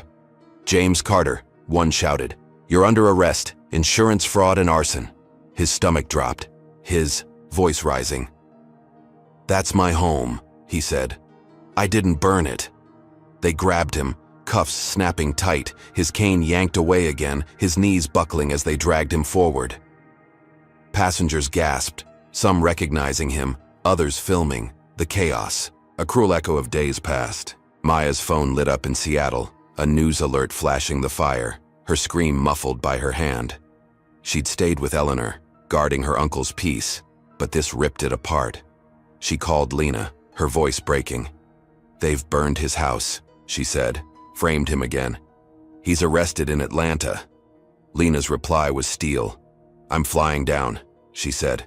"We'll hit back harder." But Maya's hackers traced Dixon's burner to Victor, the arson's architect unmasked, though he'd vanished, a ghost in the wind. Laura surfaced on a cable news show, her face powdered, her smirk subtle. "James planned it all," she said. "Played. The victim for sympathy, I saw his temper." The lie spread, her reinstatement a distant dream but her spite alive, fanning Victor's flames. James sat in an Atlanta cell, the bars familiar now, his cane gone, his suit a tattered shroud. His ribs screamed, his glasses useless, but his spirit wavered. The loss of his home a dagger deeper than Reed's blows. 40 years, photos of his late wife, case files from civil rights victories, all ash. He pressed his forehead to the wall, his breath hitching, Eleanor's face his only anchor. Trial loomed, a fraud charge that could lock him away for life. Victor's revenge a vice tightening around him. He'd thought Seattle was the end, thought Maya's leaks had won. But this was worse, a personal annihilation stripping him bare. Victor hid in the motel, his bourbon bottle half empty, his grin fading as Maya's team pushed back online. The real Jetway video trended again, countering Laura's lies. But the arson claim held. Cops bought it, the system blind to truth. He'd lost the airline, lost Laura's job. But this fire was his masterpiece, a wound James couldn't heal. Reed texted, "Carter's locked up tight, trial's fast-tracked." Victor nodded, his thick fingers drumming the table. One more push, he thought, and the old man's done. But as sirens wailed in the distance, a flicker of unease stirred, Maya's shadow looming larger than he'd planned. James curled his hands into fists, his nails digging into his palms, the cell's chill, sinking into his bones. He'd lost his home, his freedom again, his sister's time ticking away in Seattle. The crowd's cheers, the online support, felt hollow now, drowned by Victor's relentless hate. His spirit teetered, a thread from snapping. But he whispered, to himself, "I fought worse," a mantra to hold the dark at bay. Maya would come, Lena would fight, but this blow cut deeper, a wound to his soul. He leaned back, his head thudding against the wall, and waited, the fire's smoke still burning. In his mind, James Carter sat shackled in an Atlanta courtroom, the wooden bench hard against his bruised frame, his blood-stained suit replaced by a faded orange jumpsuit that hung loose on his gaunt body. His cracked glasses rested crooked on his nose, his cane confiscated again, leaving his hands trembling as they gripped the table's edge. The room buzzed with tension, the gallery packed with reporters, protesters, and gawkers, their whispers a low roar under the fluorescent lights. 3 days had passed since his arrest at the airport, the arson charge of his burned home fast-tracked to trial by Victor Grayson's unseen hand. His ribs ached from Reed's beating, his chest tight from missing meds, but his gray eyes burned. With a quiet fury, a lifetime of resilience steeling him for this moment. He'd lost his house, his freedom, nearly his sister. Yet here he stood, ready to fight one last time. The prosecution strutted in, a slick attorney named Carver with a shark's grin, his suit tailored sharp, his briefcase stuffed with Victor's lies. He laid out the case with relish, waving the forged insurance claim pulled from the ashes, its ink smudged but damning. James Carter torched his own home, Carver said, voice booming, a desperate bid for cash after a lifetime of playing the victim. He pointed at James, his sneer cutting through the room. "This man's no hero, he's a fraud." The gallery murmured, some nodding, others shifting uncomfortably, the doctored jetway video still lingering in their minds. James clenched his fists, his nails digging into his palms, the accusation a fresh wound atop a dozen others. He glanced at the defense table, where Lena Hayes sat, her navy blazer crisp, her eyes locked on Carver like a hawk sizing prey. Maya Carter hunched in the front row, her black coat shed, her fingers flying across a laptop as her hackers worked in real time. She'd spent sleepless nights since the fire, her team cracking Victor's burner phones, tracing Dixon's calls, unearthing audio of Victor ordering the arson. Her dark eyes flicked to James, her heart twisting at his frail form. The man who'd raised her after her parents died, now caged by a monster she'd failed to stop. Lena rose, her voice steady, as she addressed the judge, a stern woman named Torres with silver hair and a no-nonsense stare. "Your Honor," she said, "we've got evidence this charge is a fabrication, a conspiracy led by Victor Grayson." Carver scoffed, but Torres raised a hand, her gaze narrowing. "Show me," she said. "I'll hear it." The courtroom screen flickered to life, Maya's hackers crashing the system with a live stream, their faces masked but their work precise. Audio blared, Victor's gravelly voice unmistakable. "Burn Carter's house. Plant the claim. Make it stick." Gasps rippled through the gallery, reporters scribbling furiously, the truth slicing through Carver's narrative like a blade. Lena piled on, presenting phone logs, bank transfers to Dixon, emails tying Victor to Reed and Judge Pierce. "This is a vendetta," she said, pointing at James, a man targeted for his race, his courage, his refusal to bow. James sat taller, his chest swelling despite the pain, her words a lifeline pulling him from despair. Carver scrambled, his polish cracking, stammering about chain of custody, but the audio's clarity drowned him out. Torres leaned forward, her eyes flicking to James, then to the gallery, where Laura Hensley sat, her face pale, her smirk gone. She'd slipped in, banking on Victor's win, her news appearance fueling the fraud lie. But now she shrank, the spotlight turning. Lena called her to the stand, her heels clicking reluctantly as she swore in, her voice trembling. "Did you lie about James assaulting you?" Lena asked, her tone a whip. Laura faltered. I was pressured," she muttered. "Victor told me to." The gallery erupted, Torres banging her gavel, silence settling as Laura's confession hung heavy, her reinstatement a mirage shattered by truth. James took the stand next, his shackles clinking as he limped forward, his voice low but resonant, filling the room with decades of weight. "I've fought injustice my whole life," he said.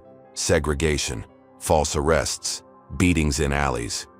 And now, this. A man burning my home, framing me because I dared sit in first class." His eyes swept the jury, 12 faces riveted, some tearing up, others nodding. "I lost 40 years of memories," he said. "My wife's photos, my cases, but I won't lose my name." He spoke of Eleanor, her hospice bed, the flight meant to reach, her, his words a quiet thunder shaking the room. The jury sat still, the gallery hushed, his strength a beacon piercing Victor's lies. Torres called a recess, her face unreadable as she vanished to chambers, the courtroom buzzing as James returned to his seat, Lena's hand on his shoulder. Maya leaned over, whispering, "You were incredible, Uncle James. We've got him." He nodded, his breath ragged, hope flickering after days of ash. But across town, Victor hid in his motel, the live stream blaring from a cracked TV, his thick hands smashing the bourbon bottle against the wall, glass shattering like his plan. He roared, pacing the stained carpet, his empire dust, Laura's betrayal a sting he hadn't seen coming. He grabbed his burner, texting Reed, "Get out, it's over." But Reed didn't reply, already gone, leaving Victor alone. The jury filed, back, their faces solemn, the foreman standing with a paper trembling in his grip. "Not guilty," he said, the words a hammer breaking Victor's chains. Cheers erupted, Maya leaping up, tears streaming as she hugged Lena. James exhaling a sob, his head bowing. Torres banged her gavel, ordering silence, then turned to Carver. "Where's Grayson?" she demanded. "This court wants him." A bailiff stepped forward. Victor's been spotted, arrested mid-escape at a bus station fleeing with a fake ID. The gallery gasped, James lifting his eyes, a weight lifting as Victor's fall landed hard. Laura slunk out, her career ashes, her lies exposed, the news cameras now her hunters. James stood as the cuffs came off, his legs shaky but his spine straight. The jumpsuit swapped for a spare suit Lena brought, its gray fabric a shadow of his old dignity. He gripped his cane, returned at last, and walked free, the crowd parting, their applause a wave carrying him out. Victor sat in cuffs miles away, his motel hideout raided, his burner seized, his dark grin gone, replaced by a scowl as cops read his rights. The airline crumbled under lawsuits, its board resigning, Laura's face plastered online as a villain unmasked. James stepped into the sunlight, Maya at his side, believing the war was won, the enemy vanquished. But as he reached the car, a clerk handed him a sealed envelope, slipped from Victor's cell before the arrest, its edges worn, his name scrawled in thick ink. James tore it open, his breath catching at the words inside. Check your sister's hospice bill, a cryptic jab that chilled his blood. He clutched the note, his cane trembling. Victor's final play a shadow he couldn't shake. The victory felt hollow, a trap still ticking. But he squared his shoulders, his voice firm.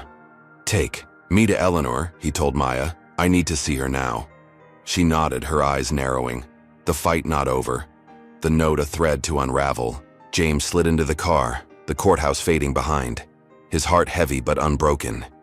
He'd faced the fire, the cell, the lies, and stood tall. His name cleared, his spirit aflame Victor couldn't douse. But the note burned in his pocket. A whisper of dread, a hint that this wasn't the end. He'd won the battle, reclaimed his truth. But as Atlanta's skyline loomed, he braced for one last blow. A warrior ready, always ready. James Carter stepped out of the car at the Seattle hospice, the late afternoon sun dipping low, casting a warm glow over the brick building where his sister Eleanor lay. His gray suit, a spare from Lena Hayes, hung slightly loose on his battered frame, his cane tapping a slow rhythm against the pavement, his cracked glasses slipping down his nose. The courtroom victory in Atlanta still hummed in his veins.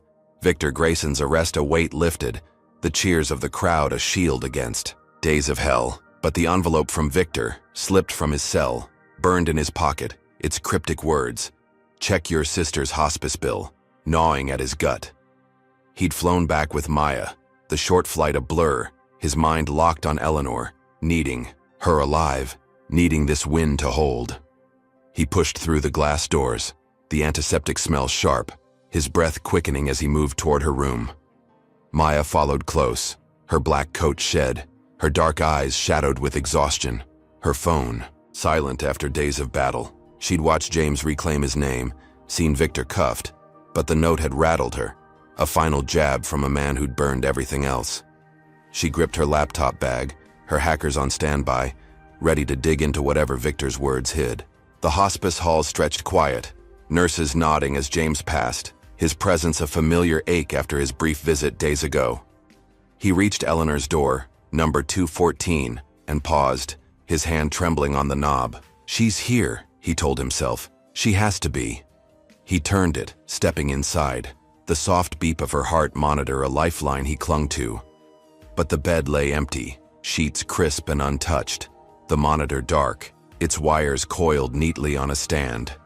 James froze, his cane slipping slightly, his voice a rasp. Where is she? A nurse, a young woman with tired eyes, stepped in behind him, her clipboard clutched tight.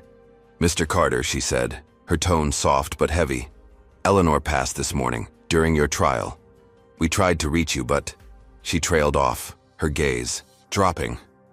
James's knees buckled, Maya catching his arm, her breath hitching as he sank into a chair, the cane clattering to the floor. Passed? He whispered.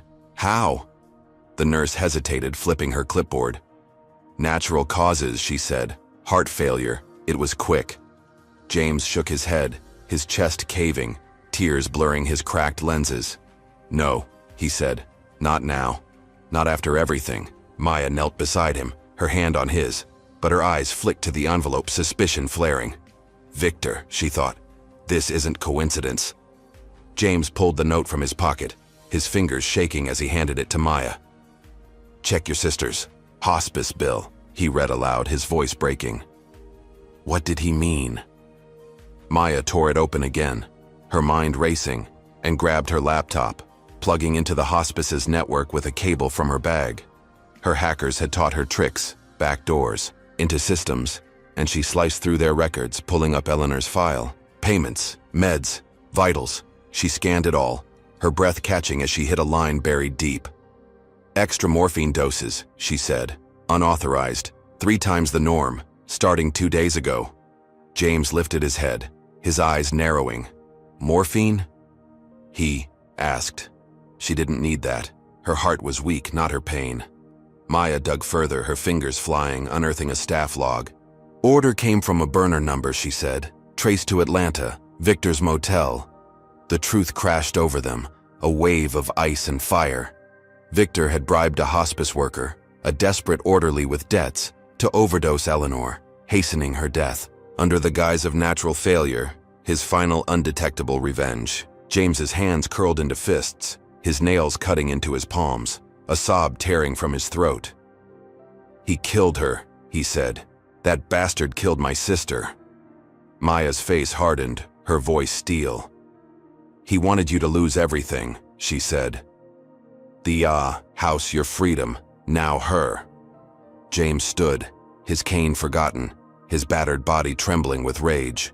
He'd beaten the trial, reclaimed his name, but this was a wound deeper than fire or cuffs, a loss he couldn't fight in court. Maya called Lena, her voice low and urgent. Victor murdered Eleanor, she said. Morphine overdose, covered as natural, we've got proof. Lena's reply crackled through, grim but resolute. I'm notifying Seattle PD, she said. This is homicide. He's not slipping this. Maya hung up, her hackers pushing the hospice logs online, the burners linked to Victor trending within minutes. Victor kills, a hashtag igniting fury. The airline collapsed under the weight, lawsuits piling from passengers, staff, James's case the spark that torched it all. Laura Hensley's hotel room in Boise swarmed with reporters, her face viral again, her lies a footnote to Victor's evil, her life imploding as she fled, unrecognizable under a hood. James stumbled to the hospice window, staring at the fading sun, Eleanor's absence of void swallowing him. He'd survived Boise, Reed's fists, the fire, the trial, but this victory was ash. Her death a price he hadn't seen coming. Maya stood beside him, her hand on his shoulder, her silence a shared grief. We'll get him, she said. He's in custody. This ends him. James nodded, his voice a whisper. It's not enough, he said. She's gone. But as the sun dipped, his resolve shifted, a new fire kindling. He'd lost her, lost his home, but he could still fight, could still speak. He turned to Maya, his eyes clear despite the tears. Get me a platform, he said. I need to tell the world. Hours later, James stood outside the hospice, a makeshift podium before a swelling crowd, cameras flashing, phones live streaming his words. His gray suit hung loose, his cane steady in his grip, his voice raw but powerful, cutting through the dusk. I'm James Carter, he said, 72, a lawyer who fought for rights, a man who sat in first class and paid with everything. He spoke of the flight, Laura's prejudice, Victor's vendetta, the fire, the frame-ups, and now Eleanor's murder. His words a blade carving truth into the air. They beat me, burned my home, killed my sister, he said, because I wouldn't bow, because my skin made me a target. The crowd roared, fists raised, tears streaming, his pain a mirror to theirs. He held up the hospice log, Maya's printout trembling, in his hand. This is systemic, he said. Not one man, but a world that lets him thrive, that turns seats into wars, homes into ash, lives into pawns. I've lost all I had, but I'm still here, and I'll fight this till my last breath. His voice broke, but he stood tall, a battered warrior, his speech viral before he finished. Millions watching, sharing, raging. Victor sat in an Atlanta cell, the live stream blaring from a guard's phone, his thick hands cuffed, his dark eyes wide as James's words buried him deeper than bars could. The note had been his checkmate, but James turned it into a rallying cry, a legacy Victor couldn't touch. Maya guided James back to the car, his steps slow, his body spent, but his spirit aflame unquenched. The airline's collapse hit the news, executives fleeing, Laura a pariah, Victor's trial looming with murder added to his list. James buried Eleanor the next day, her grave simple, her memory his fuel, the crowd from his speech swelling at the cemetery, their support a wall against his grief. He stood over her, his cane sinking into the earth, whispering, "I kept fighting, Elle, for you." Justice was his, Victor's fall complete, but the cost hollowed him, her loss a scar no verdict could heal.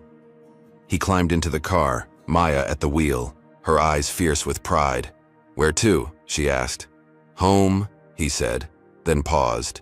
No home left, just forward. She nodded, driving into the night, the city lights blurring past, his speech echoing online, a call to dismantle the systems that birthed Victor.